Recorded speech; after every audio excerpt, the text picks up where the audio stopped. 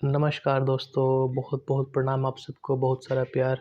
मैं आशा करता हूँ कि आप सब अपने जीवन में बहुत अच्छा कर रहे होंगे और इसी शुभकामनाओं के साथ हम अपने एपिसोड की शुरुआत करते हैं। तो जैसे कि हमने अपने भारत की संस्कृति, धरोहर, इतिहास को जानने की इस मुहिम की एक शुरुआत करी है मेरे इस नए यूट्यूब चैनल के माध्यम से। तो मेरा जो ये प्लेटफ़ॉर्म है ये इसलिए है कि हम यहाँ भारत की विविधताओं को जानें, हम भारत के इतिहास को जानें और हम अपने कल्चर को जानें। इसी कड़ी में मेरा जो विशेष कुछ एपिसोड रहा है, इसमें हमने बिहार की बातें करी हैं। बिहार के बारे में थोड़ा-सा कुछ हमने जाना है, कुछ वहाँ का जो महान पर्व छठ है, उसके बारे में हमने जाना है। आज मैंने सोचा कि एक ऐसा मैं एपिसोड करूँ जिसमें कि मैं पूरे भारत की बात करूँ और पूरे भारत को एक फ्रेम में लेके आएँ हम। तो मुझे लगता है कि दीपावली से बड़ा तो कोई ऐसा पर्व है ही नहीं जिसमें हम भारत को एक फ्रेम में जोड़ सकें। और एक ये ऐसा महापर्व है, दीपावली पर्व है, जिसमें हम सारे भारतीय बहुत ही गर्व के साथ और हर धर्म के लोग जहाँ कहीं भी हैं, देश में, दुनिया में, हम दीपावली को बहुत ही हर्षोल्लास के साथ मनाते हैं। और चूँकि दीपावली का ये पर्व है और ये बस अगले ही सप्ताह आने वाला है, तो मुझे लगा कि इस पे एक हमारा ख़ास प्रोग्राम होना चाहिए कि हम दीपावली मनाते क्यों हैं? इसके पीछे हमारी क्या धार्मिक और सनातनी मान्यताएँ हैं? और तो इस चीज़ को डिस्कस करना और आप लोगों के बीच में वो जानकारी पहुँचाना ज़रूरी है। तो हम शुरुआत करते हैं कि हम दीपावली मनाते क्यों हैं? तो हमारी ये मान्यताएँ हैं इस दीपावली के पीछे कि जिस दिन मर्यादा पुरुषोत्तम भगवान श्री रामचंद्र जी अ, अपनी नगरी अयोध्या में पहुँचे थे 14 वर्ष का वनवास काटने के बाद और रावण का संहार करने के बाद।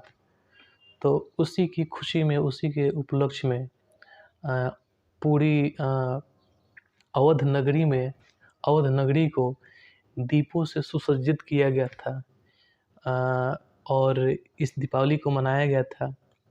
तो ये कहा जाता है और ये बोला गया है कि जो दीपावली है वो अंधकार पर प्रकाश का विजय का उत्सव है। दीपावली जो है वो उत्सव है अधर्म पर धर्म की विजय का उत्सव है। तो ये मान्यताएँ रही हैं। दूसरी मान्यताएँ ये हैं कि इसी दिन ही समुद्र मंथन हुआ था, जो कि कार्तिक मास की अमावस्या को। और उस समुद्र मंथन में माता लक्ष्मी जी का उनका जन्म हुआ था। तो इसको भी विशेष रूप से जोड़ा गया है।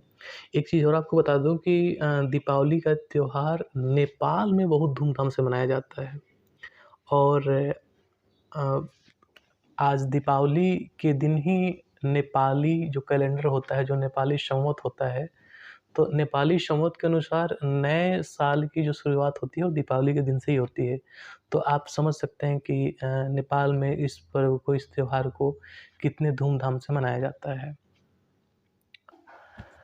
एक महाभारत काल की भी घटना है इस दीपावली को लेकर कि जो पांडव थे उनका भी जो था 13 वर्ष का वनवास था और 13 वर्ष के वनवास को काट कर वो जो पांडव थे वो इसी दिन को कार्तिक महीने के अमावस्या को ही वो वापस लौटे थे अपने राजपाट में।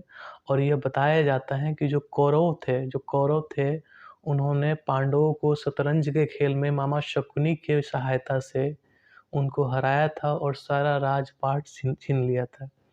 तो पांडवों का जो राजपाट जो वापस जो मिला था और जो तो वो इसी दिन मिला था और इसी दिन उनकी वापसी हुई थी 13 वर्षों के बाद। तो महाभारत में इसको इस रूप में देखा गया है। ये कहा जाता है कि जो भगवान श्री कृष्ण थे उन्होंने नरकासुर का वध भी इसी दौरान किया था। तो जब नरकासुर दैत्य के आतंक से सभी देवी देवता, ऋषि मुनि उसके आतंक से परेशान हो चुके थे, उसके दुराचार से परेशान हो गए थे।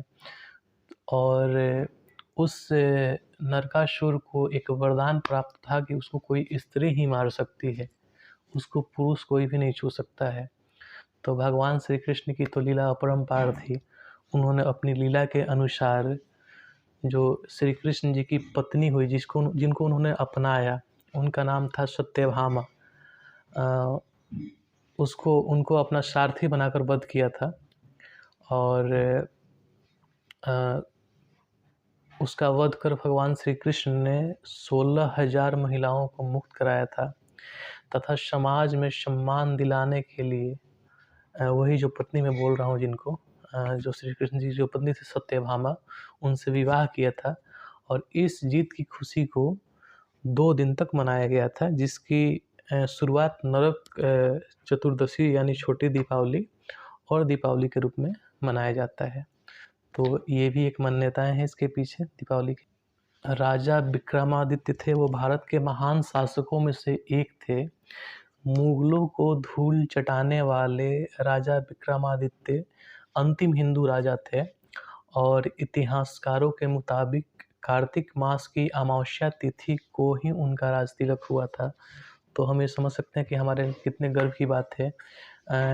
इस दिन का जो विशेष प्रभाव हमारे सिख कम्युनिटी में भी है और ये कहा गया है कि जो सिखों के जो तीसरे गुरु थे अमरदास साहब ने इस दिन को विशेष दर्जा दिया था क्योंकि 1619 ईस्वी में मुगल शासक जहांगीर ने सिख धर्म के छठे गुरु हरगोविंद साहब को 52 राजाओं के साथ ग्वालियर किले से आज़ाद किया था, जहाँ पे उसने कैदी बना लिया था इन लोगों को।